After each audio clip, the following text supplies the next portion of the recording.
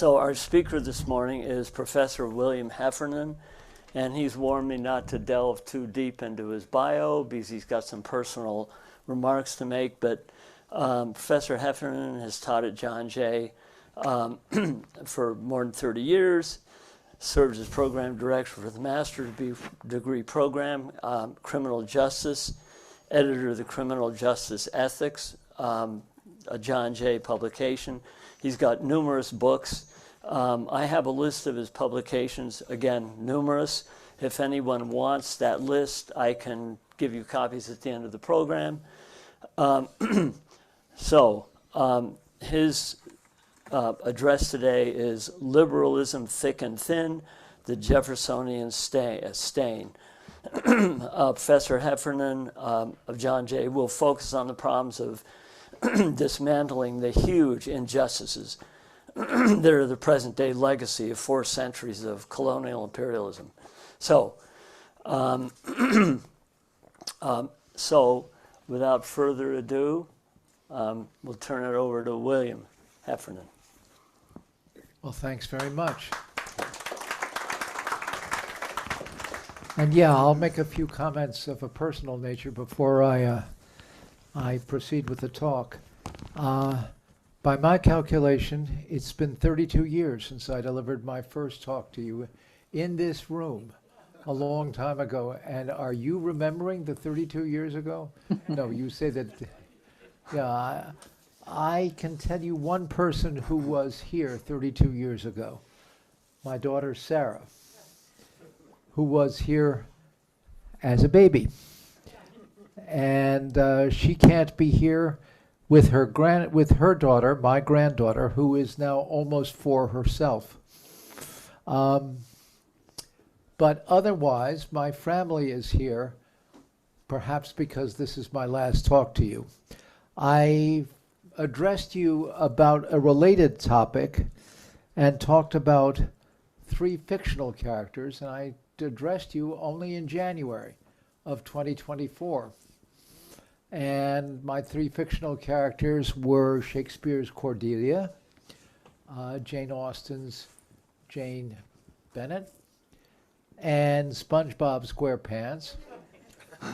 And I encountered SpongeBob SquarePants first with my son David, who is here, and then, because I got a second go-round, with my other son, my youngest, Michael, and with his mother listening in as we took in SpongeBob SquarePants, and David is here with his wife, Lauren.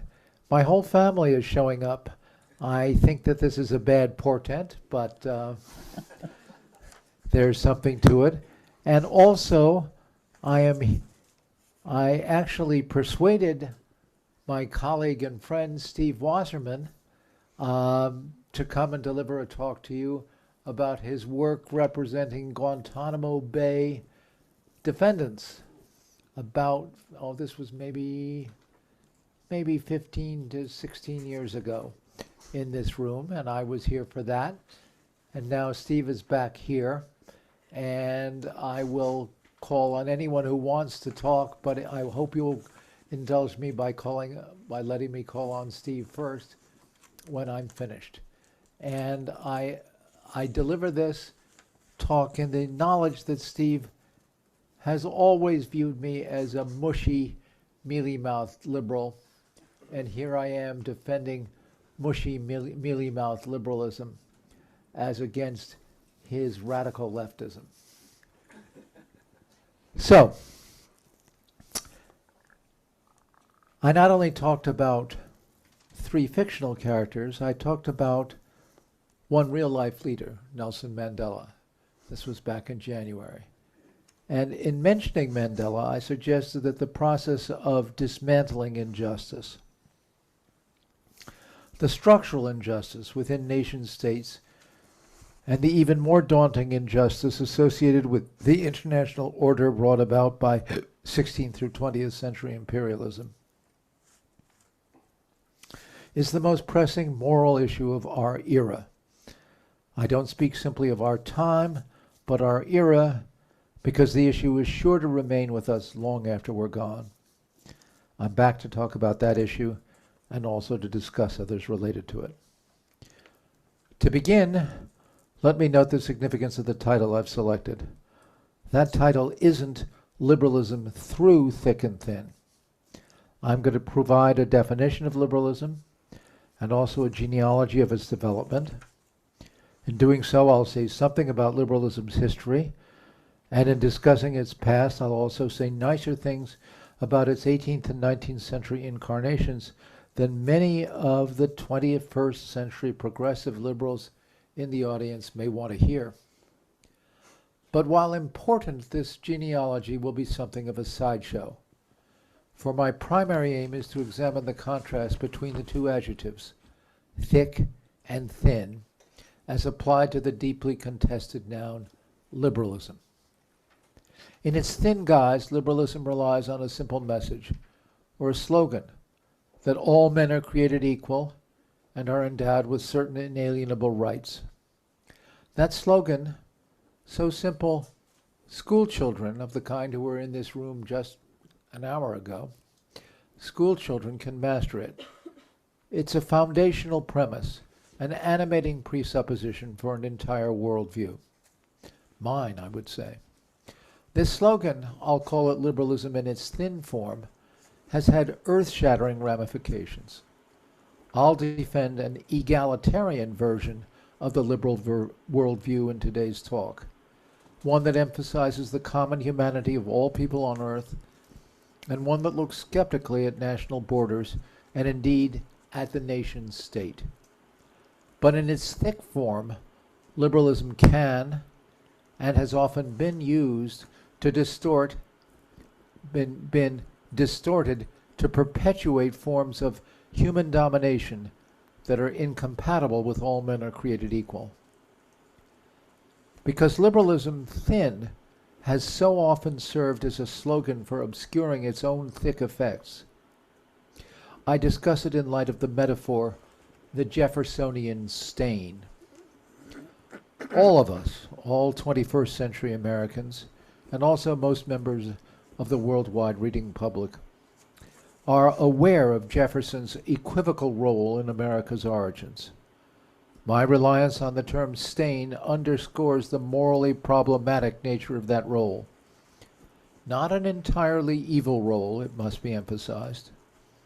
Jefferson was no Hitler, and commentary on him should reflect this. He contributed substantially to the democratization among the North Atlantic powers, and he also was committed to important, enduring dimensions of human rights. But his achievements were on behalf of whites. And because his policies were part of a trend throughout the North Atlantic world, it's fair to take him as a symbol of liberal bait and switch in the development of modern life. A rhetoric of equal rights, using beguiling, seductive slogans that suggest inclusivity and universality, which in the context of a thick body of practice has produced outcomes of subjugation of those who were already subordinate to those with resources. The term stain is apt here as long as we bear in mind the dynamics of stain removal. Stains can be expunged, but only sometimes. I have passages, quotations that are on your sheet, and the first of them is coming up. Out, out, damned spot, the sleepwalking Lady Macbeth says. All the perfumes of Arabia will not sweeten this little hand. Lady Macbeth's remark reminds us that the body can be stained, not just physical objects, and that expungement may be impossible. For a real-life case of this, think of Mikhail Gorbachev. As far as the Jeffersonian stain is concerned, our object of inquiry is something that clings tenaciously to the body politic. Or perhaps we should reason in terms of multiple stains of the body politic. Slavery and Native American removal as far as the U.S. is concerned, but colonialist expansion by England, France, and Holland also produced a Jeffersonian stain throughout the rest of the world. It's because I'm concerned with liberal hypocrisy generally, not merely with that of the United States, that I use the metaphor Jeffersonian stain to capture a phenomenon of worldwide significance. In qualifying this last point, I should say that my subject is one of North Atlantic salience. The stain is borne by the US, Canada, England, France, and Holland, though a detour is also needed by visiting Australia and New Zealand. And the impact of that stain felt throughout the rest of the globe. My list of countries relies on an implicit denial of the significance of the contrast between transcontinental expansion and colonialist occupation of non-contiguous territories. All the liberal powers were engaged in the same game, my list suggests. That is, they pursued a civilizing mission while promoting the subordination of non-whites to whites. Lest you miss this point, and I doubt you will, let me back it up with a few examples. On my reckoning, what Jefferson accomplished in America is fundamentally similar to what the Abbé Sieyès and his fellow revolutionaries accomplished in Paris in 1789. Sieyès, primary author of the Declaration of the Rights of Man and of the Citizen, made a number of claims essential to liberalism, perhaps the most intriguing of which is the non-injury principle, i.e. that people have a right to engage in any conduct as long as it doesn't directly injure others. This principle was adopted by the very revolutionaries who perpetuated France's domination of and the institutionalization of slavery in numerous islands in the Caribbean. Read in context, in other words, the Declaration of Rights of Man and of the Citizen was a statement about the special status of whites. It produced a contagion of liberty within the white world, or better yet, it spread a contagion in northwestern Europe and the US that had originated 13 years earlier with Jefferson's words, but that had only a modest effect beyond the regions just mentioned. Now, if you'll indulge me, I'll provide two more examples of famous liberal thinkers to drive home my point. One of these involves John Locke. Locke's ideas are critically important to the history of liberalism, yet while he was formulating them, Locke was also overseeing public affairs in the Americas. He included the following in section 110 of his Fundamental Constitutions of Carolina. Again, it's in the quotations. Every free man of Carolina shall have absolute power and dominion over his Negro slaves, of what opinion and religion soever. Now consider John Stuart Mill. Mill is in many respects the patron saint of liberalism. Not only does his On Liberty expand on the non-injury principle contained in the French Declaration, his On the Subjection of Women is one of the earliest essays to recognize the legitimate standing of women as men's equals. But Mill was also a colonialist. Indeed, he supported himself on his earnings from the East India Company, and he didn't advocate freedom for the millions under the British Raj. He is, in short, understandable in terms of the Jeffersonian stain. To generalize, the thin principles of liberalism announced in the American Declaration of Independence, the French Declaration of the Rights of Man and of the Citizen, and in political theory tracts produced by Locke and Mill, should be read in the thick context of practice that produced the Jeffersonian stain. Can the stain be removed? This question asks too much. It calls for speculation on continued reliance on a metaphor. I'll confine myself to the following. I'll note that reasoning as liberals, we not only want a society that recognizes the equal dignity of its members, and that also addresses the vestiges of a past in which that dignity was denied. This latter point takes us to the dismantlement of injustice process to which I alluded at the outset. Dismantlement will require a complex redistribution of some kind at the national and international level for accumulated historic wrongs. To cite a straightforward example of the moral complexity at stake, Mandela sidestepped the redistribution issue in establishing the Republic of South Africa.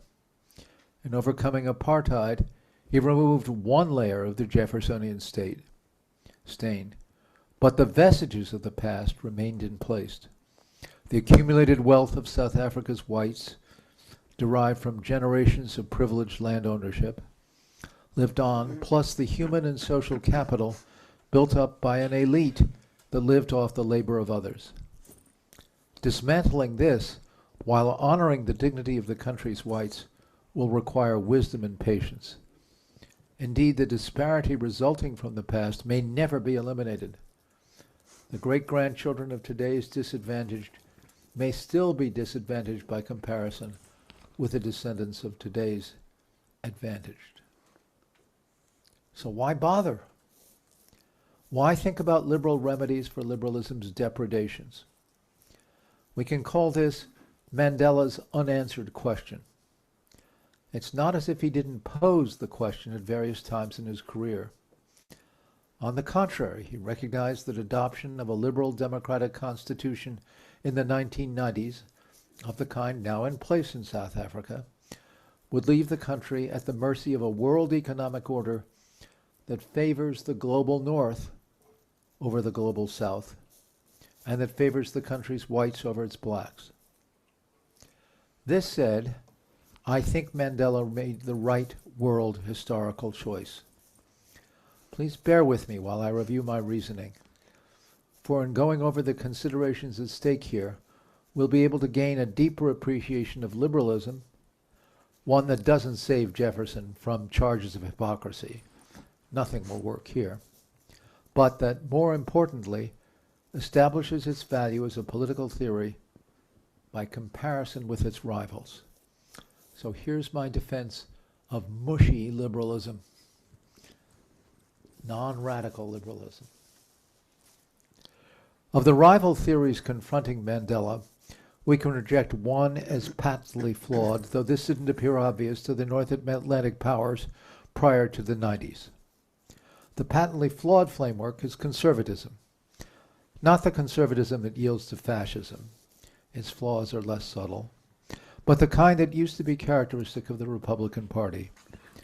To political leaders such as Reagan and Thatcher, the proper response to Mandela and the African National Congress was obvious.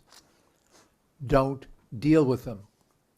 Avoid the disruptions that might arise as the ANC addressed the most persistent vestige in the world of 3 centuries of imperialism. As far as South Africa is concerned, in other words, Reagan and Thatcher practiced the conservatism of prudence. The aim of this kind of conservatism is to contain change, in particular to contain the change associated with adherence to claims of individual right. In this enlightened age, now there's a long quotation coming from Edmund Burke. See, it's on the page. In this enlightened age, Edmund Burke, arguably the foremost proponent of conservatism as prudent statecraft, wrote, "I affirm that we are generally men of untaught feelings, that instead of casting away all our old prejudices, we cherish them to a very considerable degree. We are afraid to put men to live and trade on his own private stock of reason, because we suspect," by the way, I think that Burke's metaphors are probably the most arresting I have ever encountered in all political prose. "Because we suspect that this stock in each man is small, and that individuals would do better to avail themselves of the general bank and capital of nations and of ages." If this is conservatism, and it's certainly Burkean conservatism, well, count me in. Or count me in provided we understand prejudice to refer not to bigotry, but to the exercise of habitual, non-invidious preferences, and provided we attend to the qualifiers contained in this passage, in particular the qualification that we cherish our habits to a considerable degree. On this reckoning, I'm a conservative liberal. I'm committed to gradual change, incremental and digestible change, but I share the Burkean concern about its effect on the condition of the body politic. I argue later in this talk that this prudential perspective is characteristic of liberalism generally, or at least of the liberal reformism I'm advocating here. So why aren't I simply a conservative? No modifying adjective needed. The answer is straightforward. The qualifiers in this passage just quoted are too easily abused, too easily converted into rationalizations of the status quo, when humane modifications of the social order are realistically attainable. Given this point, the difficulty with the passage just quoted should be clear. Its thumb is placed almost entirely on the scale of ingrained habit, when it should be open as well to rights claims that enlarge the scope of human freedom and dignity. Social stability matters. Without it, enduring change is impossible. As illustrated by South Africa, though, change that improves the lot of millions is also possible that doesn't destabilize social life. Because it can, the Burkean passage just quoted must be rejected as inadequate. It properly emphasizes the need for prudence in assessing rights claims, but it disregards the role these claims can play in empowering individuals. We shouldn't stop here, though. The reforming vision of liberalism that I'm advocating is so thoroughly compromised, so stained by Jeffersonian hypocrisy, that a conclusion about the inadequacy of one alternative makes it imperative to consider another. Fair enough. I'll examine another, and will indulge this new alternative, transformative deliverance, we can call it, with the same generous assumptions used to discuss Burkean conservatism. As I use the term, transformative deliverance refers to historical processes that either have or necessarily will produce outcomes wholly acceptable as a matter of justice. These outcomes include respectful treatment as equals of all members of a polity, the absence of oppression in social relations, non-aggression, and thus the absence of crime, and toleration through the acceptance of differences. Proponents of transformative deliverance have differed as to the historical dynamics that will bring it about and concerning its details once it occurs. Karl Marx is one of the most prominent representatives of this framework of thought. We can glean its general characteristics by turning to his comments in Critique of the Gotha Program. After expressing scorn, the Marx passage is also quoted at length here. After expressing scorn for what he believed to be the timid version of socialism entertained by most of his leftist contemporaries, Marx explained what transformative deliverance would be like.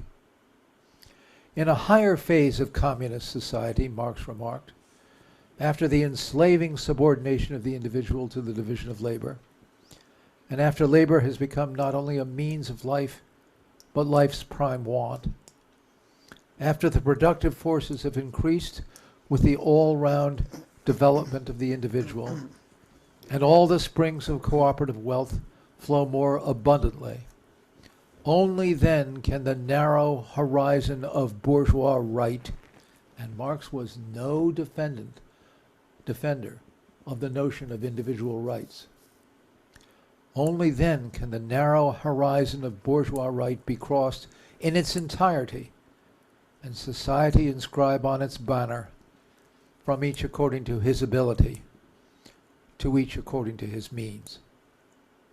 Well, if this is what transformative deliverance consists of, and of course, if this and not something else, something malign, not benign, is what the dynamics of history can be counted on to produce, then count me in on this framework as well.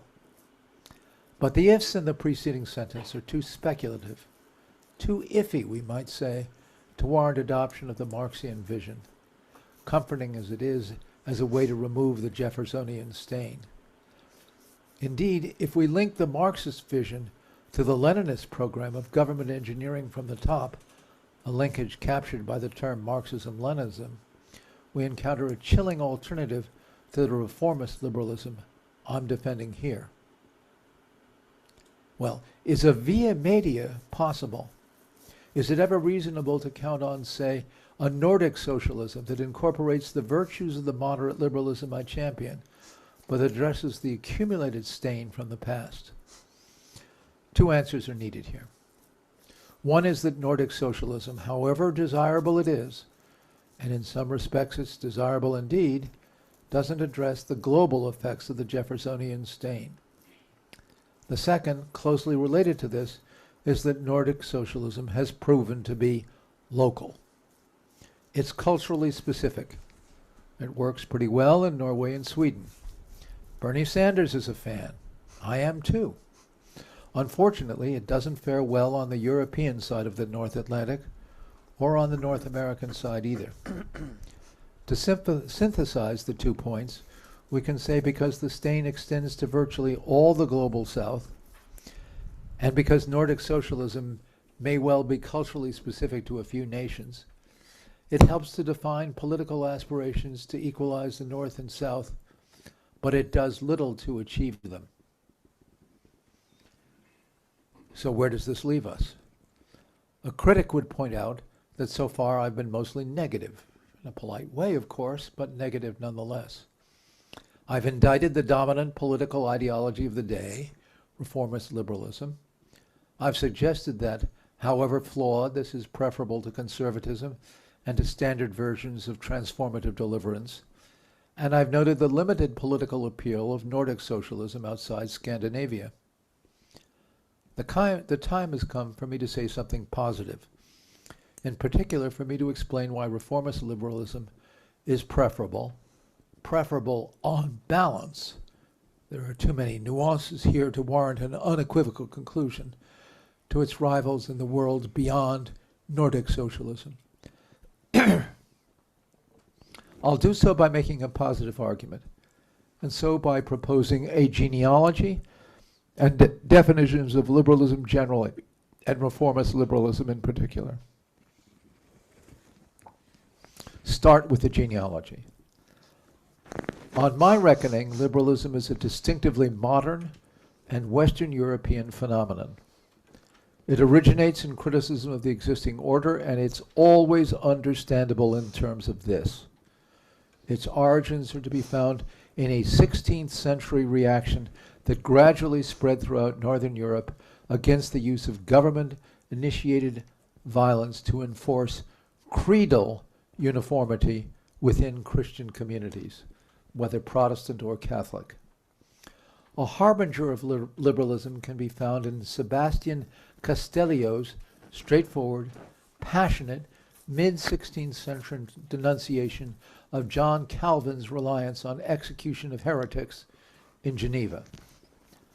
A convert from Catholicism and sympathetic to Calvin's readings of the Christian Gospels, Castellio was revolted by the idea of executing someone for deviating from the orthodox teachings of a communally established church. Quote, "To kill a man is not to protect a doctrine," Castellio remarked. It is to kill a man. Note what Castellio doesn't say here. He doesn't appeal to individual conscience. He doesn't invoke the notion of an individual right, and certainly the notion of an individual moral right, to buttress his position. Our genealogy begins with a blunt point, in other words, with revulsion over state-sponsored violence against someone who departs from communal orthodoxy. As of the mid-16th century, this simple claim enjoyed minority support. Castellio had to flee Geneva, and the St. Bartholomew Day massacre had yet to occur. But within a half-century, it had substantial adherents. By the 17th century, in other words, religious toleration was discussed as a moral principle, not merely as a pragmatic compromise. The issue of individual dignity in making theological choices for oneself was taken seriously by political philosophers. Perhaps most significantly, one could discern, though only after the fact, in Castellio's comment, the basis for a moral right available to all adults, to serve as the author of one's own theological fate as against the untaught feelings, I'm deliberately invoking Edmund Burke here, of the mass of the community. The development of a consensus in favor of this moral right against government was a genuine novelty in human history. Commentators had long been aware of deviations from creedal orthodoxy. They realized that these deviations had sometimes not been successfully suppressed. They did not, however, accept the claim that government efforts at suppression might invariably be illegitimate. They didn't grant, in other words, that individual religious conscience must be accorded priority over communal solidarity. This was the genuinely new feature of communal life associated with liberalism, a feature absent from ancient philosophy, Plato and Aristotle, for example, and from medieval philosophy, Augustine and Aquinas. To continue our roll call of prominent names, this notion of a right against the state, a right of each individual adult to be author of his or her theological identity, was the beachhead for the liberalism of John Locke, Pierre Bayle, Voltaire, Immanuel Kant, and numerous other opinion leaders of the Enlightenment. Kant, not known for slogans, offered one here when proposing a definition of enlightenment. It's on your sheet. What is enlightenment? Kant asked. Answering his own question, he said, enlightenment is man's emergence from his self-imposed immaturity. Immaturity is the inability to use one's understanding without guidance from another. Kant was witness to a turning point in history, one in which individuals would insist on the right to reason for themselves in making life choices. This turning point would complicate collective life, for the state would have to grant each individual an opportunity of self-development. Well, this is my origin story, my genealogy of liberalism. I'm defining liberalism in terms of a willingness to criticize group solidarity, creedal or otherwise, on behalf of individuality. A willingness, a preference, I should say, not an absolute priority. My liberals aren't nutcases, and they aren't annoying cranks, but they are critics of groupthink and the reflexive solidarity on which it rests. Having started with this, let me move quickly through questions about a cluster of liberal commitments generally and reformist liberalism in particular. As for the former, I use the term to refer to the family of individual rights theories that seek to protect self-development. At one time, the self-development at stake was theological. Today, it's largely secular.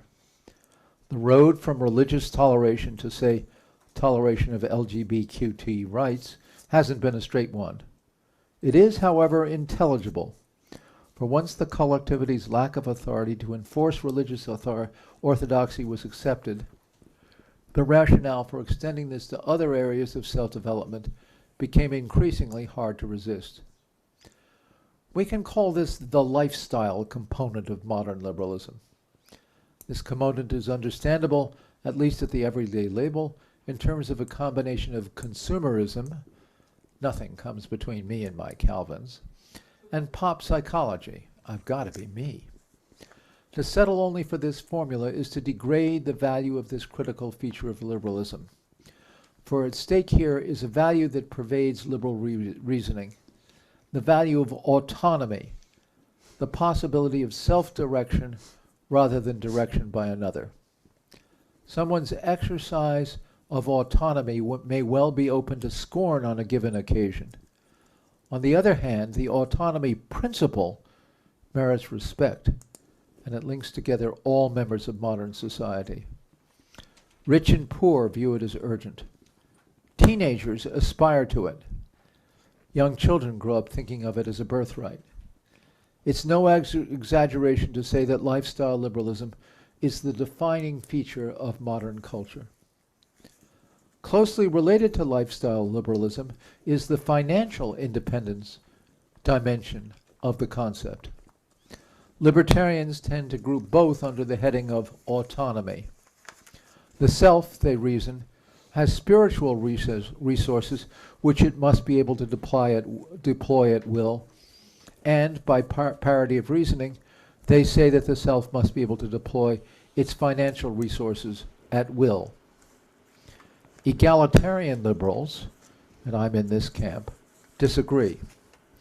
Even I would grant, though, that liberalism's preference for individual decision-making means that each factor has an affinity with the other, though I would say that the state need not have compelling reasons for interfering with financial independence, and that it must for disrupting spiritual autonomy. Finally, a third dimension of liberalism is to be found in its defense of freedom of inquiry. Galileo is liberalism's patron saint here. All we need note in this context is that the concern with individual self-development that includes theological self-authorship as well as financial independence has an obvious affinity with free inquiry into the nature of reality. Science has an objective element that's unrelated to the subjective impulse associated with self-authorship. Nonetheless, scientific inquiry must be undertaken with the same imperviousness to external criticism as is self-authorship.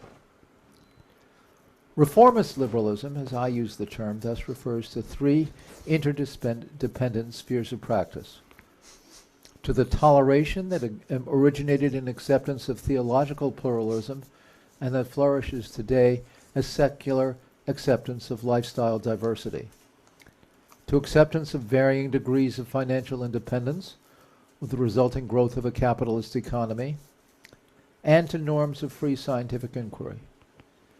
Two features of this modern phenomenon stand out. One is that its components are of unequal importance.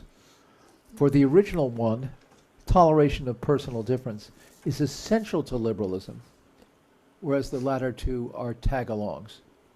To grasp the significance of this point, consider today's People's Republic of China. It's capitalistic, it's committed to scientific inquiry, it represses individual self-expression, though. So despite the fact that it's liberalized, it can't be pronounced liberal. The other feature of reformist liberalism worth noting here is its non-dogmatic character, or at least its non-dogmatic character in most domains of practice and in many eras of history. It's possible to state liberal principles in exceptionless terms. All men are created equal is particularly prominent here, as is Congress shall make no law abridging the freedom of speech and of the press. We know, of course, that the former has been implemented inconsistently, and that the courts have chopped no law into thousands of bite-sized doctrinal pieces to suit different circumstances. We know, in other words, that thin liberal principles have yielded to thick practice. I've emphasized that this has happened in a way that has systematically disadvantaged the already disadvantaged. I emphasize now that other disadvantaged groups lost out along the way, that they too lost out as far as universality is concerned. Think first about some examples of subordination. Minor examples, perhaps, unless you happen to belong to one of the subordinate groups. In defending religious toleration, for instance, John Locke advocated rights of conscience for Catholics as well as Protestants, but not for atheists. A universal principle, respect the exercise of individual conscience concerning a deity, is subordinate to a more limited one on Locke's reckoning, presumably for reasons of social stability. A similar point can be made about the right to keep and bear arms contained in the English Bill of Rights of 1689. This was available to Protestants, not Catholics, presumably also for reasons of social civility. A far more substantial disadvantage for the already disadvantaged involves sex discrimination. Someone reading the 18th century American constitutional text might be pardoned for supposing that we the people included males and females, or at least adult ones with special rules formulated for children. This reader might have been surprised by the 19th Amendment, which was adopted in 1920, by the discovery that America had operated on a sexual exclusion principle, one in which public understandings of the people determined sexual eligibility to participate in public affairs. Today, this kind of sexism is viewed as a grievous wrong. Apart from some books, statues, and commemorative stamps, however, few remedial steps have been taken to address its vestiges. Perhaps only a few have been needed. The half of Americans excluded because of sexism have merged, mostly without recrimination, through the process of heterosexual intercourse with those who excluded them, thereby generating a gene pool that benefits from the concern of parents of both sexes. Liberal reform has succeeded, not completely, of course, but to an extent that the capacity of all men are created equal into all people are created equal appears to have been largely vindicated. But the same can't be said of other gene pools. Indeed, if we contrast thin universalistic rhetoric with particulars of domestic and world history, we see that the Jeffersonian stain is understandable in terms of a relative absence of interaction between gene pools. A relative absence at the domestic level, black-white intermarriage rates in the US are in the mid-teens, and a virtually complete absence internationally. The latter point can be expressed more forcefully. Given enforcement of international boundaries, the populations of the global north and the global south rarely meet, and on the few occasions they do, it is for members of the latter to stay in the background, lest they be exposed to seizure by immigration officials. This reality ensures that the Jeffersonian stain will be with us for generations to come. My core thesis, by way of conclusion, is that Mandela was able to anticipate this during the heady days of the mid-90s, and that the possibility of no end to global South subordination to the global North was bleak, while bleak, was preferable to others, all things considered. I'll first summarize the all things considered reasoning essential to Mandela's choice, then I'll defend his choice. To understand why a genuine choice was open to him, go back to the considerations Mandela entertained while imprisoned on Robben Island in the South Atlantic during the 1970s. He realized that Afrikaner leadership was unprepared to kill him, and so to make him a martyr. On the contrary, he understood that as pragmatic men of the untaught feelings of South Africa's dominant white minority, they wanted to make a deal that would preserve as much of our apartheid as possible. Also, as of the 1970s, Mandela and his ANC colleagues could picture the possibility of Soviet aid, and thus of what Lenin would have classified as revolutionary deliverance for their country as a genuine alternative to the reformist liberalism on offer, or perhaps merely just available, from the largely indifferent North Atlantic powers, the US and Great Britain. Why did Mandela settle on liberalism then? Why did the Constitution of 1996, his Constitution I'll call it, though it was the carefully considered product of the entire ANC leadership, serve as a model of reformist liberalism, late 20th century variety, with its references on the one hand to a right of privacy and to freedom of association, and on the other hand to rights of free medical care, government-provided education, and the prospect of land redistribution for the victims of apartheid. I've already answered my question in part, for Mandela and many ANC colleagues were products of the common law, and their imaginations were fired by the comments of British labor leaders of the early and mid-20th century. But this wasn't enough, particularly because the American and English left were doing very little in the 70s and 80s to aid the ANC cause. The further answer must be that Mandela and his colleagues had become genuinely skeptical about the possibility of some kind of revolutionary deliverance by bloodbath for a country that was 10% white, 6% colored, and more than 75% black. Yes, a revolutionary seizure might succeed, but success might have to be measured in millions of lives lost, and a further stain, a Leninist stain we can call it, could have been added as an overlayer to the Jeffersonian stain of South African settler colonialism. Better to settle for reformist liberalism, and so by the mid-90s to join the triumphalist march of nations as they trampled on the grave of the Soviet Union. To settle for this was to promise too much, though, and Mandela's biographer alerts us to his realization that he was over-promising. Although his 1996 Constitution guarantees universal health care and education, he knew the Republic couldn't deliver on either one in any meaningful sense. He knew South Africa could deliver on just one low-cost measure, one person, one vote, the political repression overlayer of the Jeffersonian stain, as we might put it, and he knew that the world would probably lose interest in the failure to deliver on other promises, to remove the underlayer of accumulated economic disadvantage as South Africa's shortcomings came to the fore in the decades to come. This is what's happened. In the wake of the Constitution's adoption, now I'm going to give you some figures, and they're somewhat hard to follow, but I'll repeat them.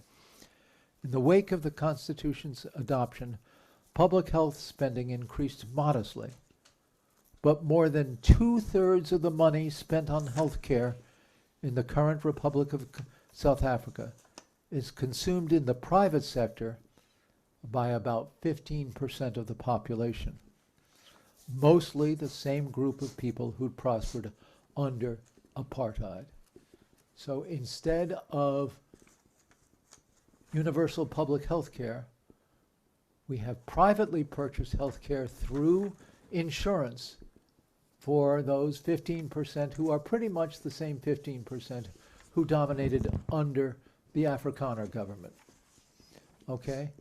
And then the remaining amount is spent on some kind of mild simulacrum of universal health care. A legislative proposal under consideration at the moment might modify this 4-to-1 ratio substantially in favor of the poor. But because private sector health care is administered fairly efficiently, that is, through insurance schemes, and public sector health care corruptly and inefficiently, alteration of this ratio might leave everybody worse off. The currently healthy minority less healthy, and the poor no more healthy, since redistribution might not help them. Even if an increase in corruption doesn't eventuate, though, Mandela's multiracial republic might be endangered. For an efficient redistribution of healthcare spending that leaves the currently healthy with less care might prompt substantial emigration. Put differently, we can say that removal of the underlayer of the Jeffersonian stain is going to be considerably more complex than removal of its top layer, which consisted of, political disenfranchisement of a substantial majority of the population. It almost certainly will require fine-grained calibrations. Jeffersonian stain removal 2.1, for instance, maybe even 2.15 or 2.151, to monitor the grindingly slow dismantlement of entrenched economic privilege amidst the commitment to ongoing social stability. Wholly apart from health care, in any event, the overwhelming majority of prosperous South Africans in the 20s are descendants of those who were prosperous in the 1990s. To put this point bleakly, we can say that Soweto, the shanty town outside Johannesburg, remains pretty much what it was in 1995. And we can add that at the international level, the economic distance between Scarsdale and Soweto remains about the same it was prior to the end of apartheid. These are features of the recent past, features of entrenched class and racial stratification. Let me add a prediction about the future, one that further underscores the relative permanence of this condition. This is that the life prospects of children born in Scarsdale and Soweto today are so deeply immersed in patterns of advantage and disadvantage that those prospects are unlikely to change throughout the century to come. Does this mean Mandela made the wrong bet? You might say, I've made the case for this today. You might even say that I've made the case for indicting liberalism generally as an exercise in hypocrisy by white elites. This isn't my contention, though. On the contrary, my defense of liberalism generally, and ultimately my all things considered defense of Mandela's decision during the 1970s, begins with an answer to the charge of hypocrisy. Hypocrisy, La Rochefoucauld tells us, is the contribution vice makes to virtue. Hypocrisy begins with something right. It then distorts the starting point, twisting it into something different than it is, but not making it any less right. In this case, liberalism begins with two things that are right. First, that state power must be constrained for the sake of individual freedom, and second, that this constraint must be applied equally. These 2 points are contained in the sentence, all men are created equal and are endowed by their Creator with certain inalienable rights, among which are life, liberty, and the pursuit of happiness. That Jefferson and his peers misapplied these doesn't mean that the principles are wrong, only that the path from formulation to application was wrong, grievously wrong. Mandela would have agreed, and because he agreed, he didn't reject Soviet aid unequivocally. We know that he was tempted by the notion of transformative deliverance given the limited support of the North Atlantic powers. But the kind of transformation that could be provided by the Soviets would almost certainly have produced worse outcomes for everyone than the reluctant aid that could reasonably be expected from Great Britain and the US. Besides, by the 1970s, the liberal package, lifestyle liberalism, which had evolved out of religious toleration, capitalism, and science, had proved to be spectacularly successful. It may not have brought history to an end. It was, however, the best history could offer at the time. And here's my conclusion, or to put the point more carefully, the liberal package has worked spectacularly for whites. Mandela, a realist as well as an inspiring leader, knew his constitution contained egalitarian liberals, social welfare promises,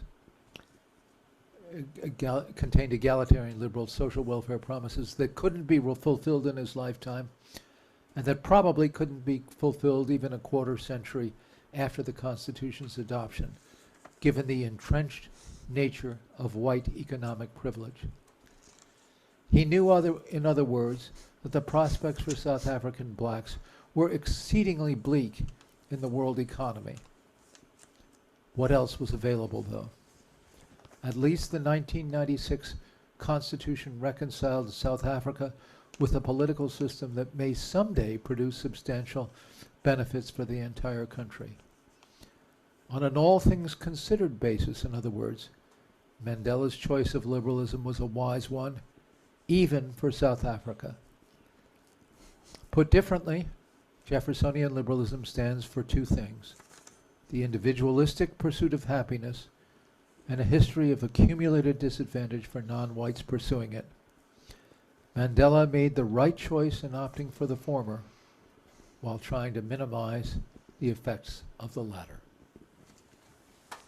Okay. Oh.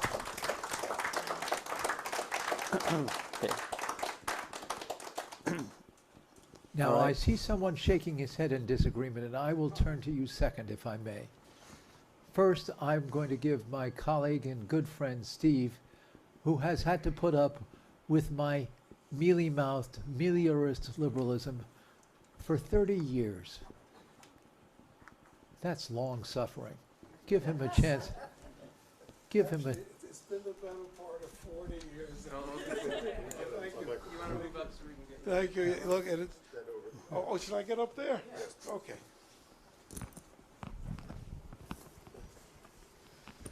Look, it's really been a privilege to be bickering with Bill Heffernan for the better part of 40 years. I've really gained from every moment of it, and you know, I really would like to begin with a really important point of agreement. The transformation of South Africa, it may very well be the greatest political miracle that we have witnessed in our lifetimes. It is an extraordinary thing, and of course it was the product of collaboration between Nelson Mandela and F.W. de Klerk. They were given the Nobel Prize together for the collaboration that produced this democratic transformation.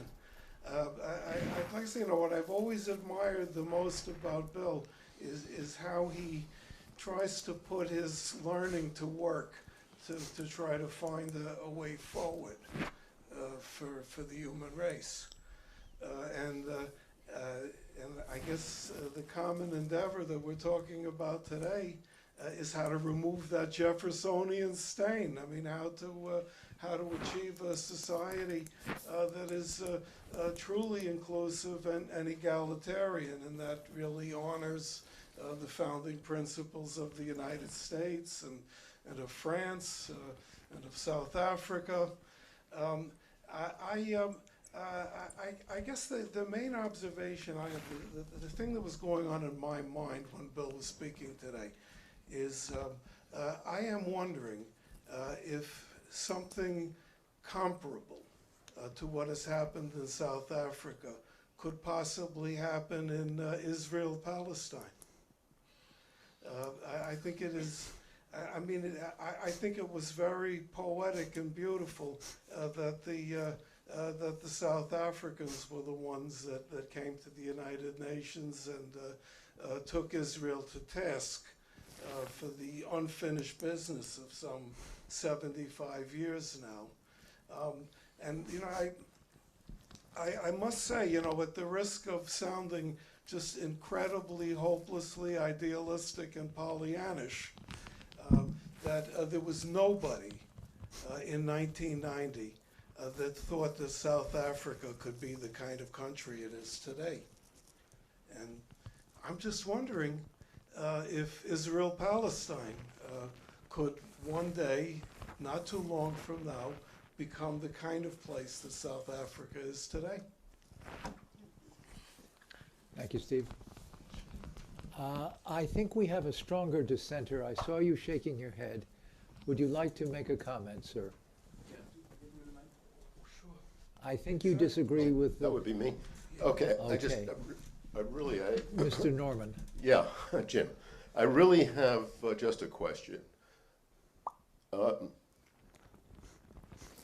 What to do about the possibility, and indeed, from my perspective, the increasingly apparent probability that incremental liberal progress may be overtaken, in fact, is being overtaken by revolutionary impatience of large groups of people on the left and the right who, rightly or wrongly, regard themselves as the left behinds. Do we have time left to exercise incremental liberalism, or before it can reform the body politic in general, does liberalism need to reform itself? I don't know how liberalism can reform itself. Would you expand on that? Well, I don't know how it can reform itself either, but I think that something's going to happen to avoid cataclysmic social change before liberalism is prepared to deal with it. We have a revolt against liberalism that is very, very much inarticulate. I specialize in reading books. There's a professor named Deneen at Notre Dame who writes a book about the failure of liberalism. I am underwhelmed by what they have to say. I don't believe that there are any serious alternatives on offer from the right or the left. I think that this is something that we must live out. I think that liberalism was under a different kind and perhaps a more serious challenge in the 1930s than it is today. And I think it is today under a challenge that is very serious, because in the 1930s, liberals, now this is partly because conservatives siding with people like Lindbergh were genuinely not liberal, but were sympathetic to fascism. Liberals could say that fascism had little foundation in the United States. The possibility of a slide toward authoritarian, not really fascist government, but authoritarian government exists today. But I don't see Trumpian conservatism as offering anything close to fascism. It is instead just a reordering of the furniture of the Constitution. It is little else besides that. And it seems to me that the Constitution's furniture can be reordered again.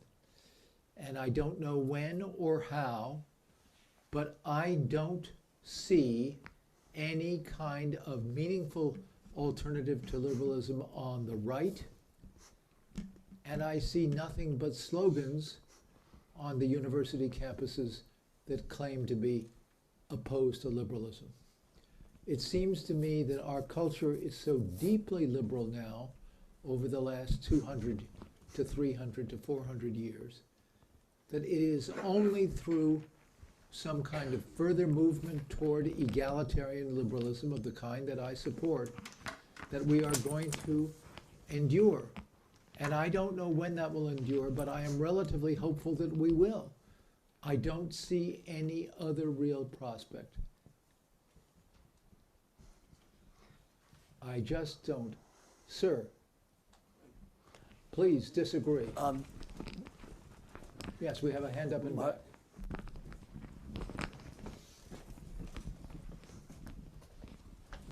Well, getting to the fundamentals of the concept of freedom and self-determination, I think that we're living in a time now where AI and technology is becoming more and more ubiquitous. So we have to realize the equation of freedom and responsibility. So until more recent times, in order to maintain freedom, there had to be self-responsibility. But if we live in a society that's going to be taken over by robots and AI, where will personal responsibility come into the picture? Because it used to be through labor or working and other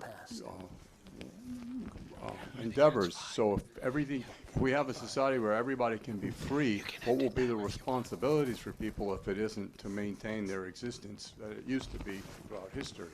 So does AI call into doubt the notion of individual responsibility?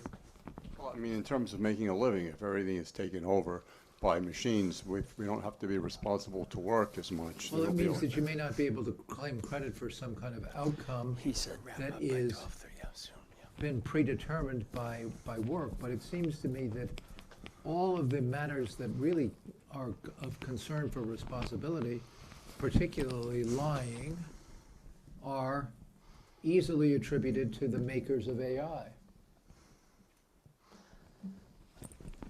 If I make up an AI program that manufactures lies about others, why aren't I responsible for that program?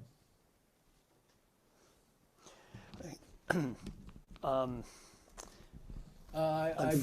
was not meant to be just a rhetorical question. I am underwhelmed by AI to that extent. I'm not underwhelmed at all by AI for its ramifications for the workforce. It may be very, very serious for the workforce. But as far as responsibility for lying goes, responsibility for all kinds of deception, it seems to me that the causal chain is relatively clear.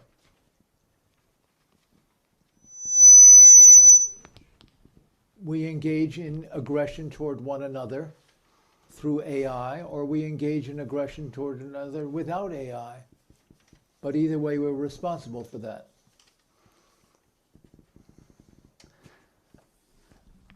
So I'm not so concerned.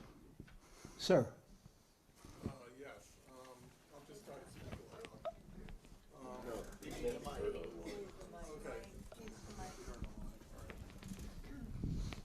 Is it not true, since the founding of our republic, that very great weight has been placed on individualism and competition and the amassing of fortune, if one could? And back then, I can understand it was more of a positive than a negative.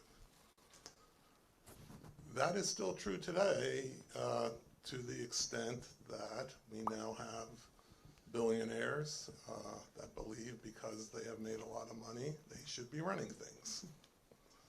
To me, that is what needs to be fought. Well, I happen to agree with you. And it seems to me that the discrediting of capitalism in the 1920s and 30s came about through capitalism discrediting itself. I think that's what's going to happen again. I don't think there is any other real hope.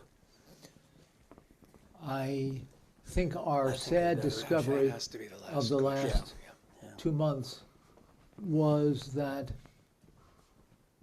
an appeal to constitutional values is not an election winner.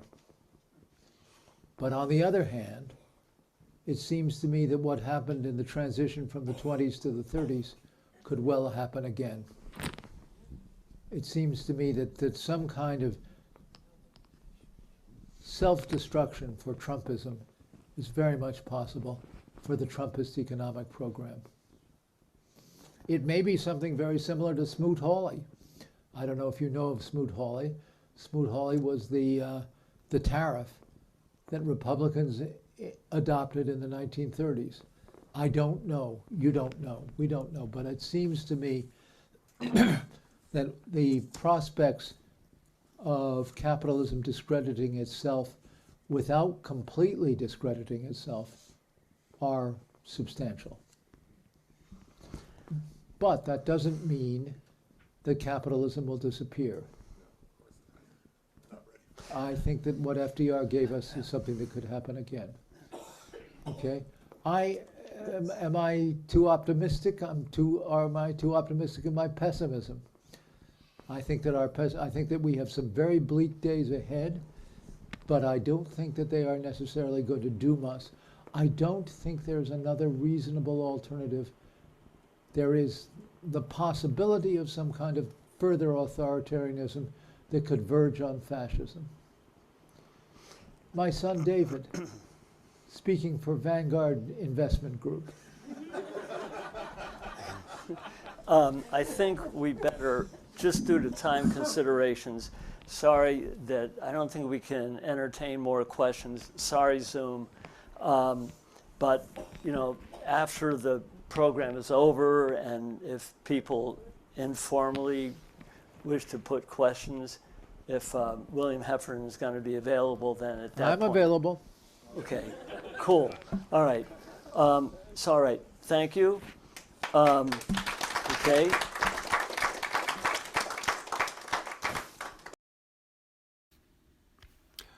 To learn more about us, visit our website, ethicalfocus.org, or email us at admin@ethicalfocus.org, and we'll get back to you. To make a donation, go to ethicalfocus.org/donate. Please follow us on Instagram, Twitter, and Facebook, and you can watch many of our past programs on our YouTube channel.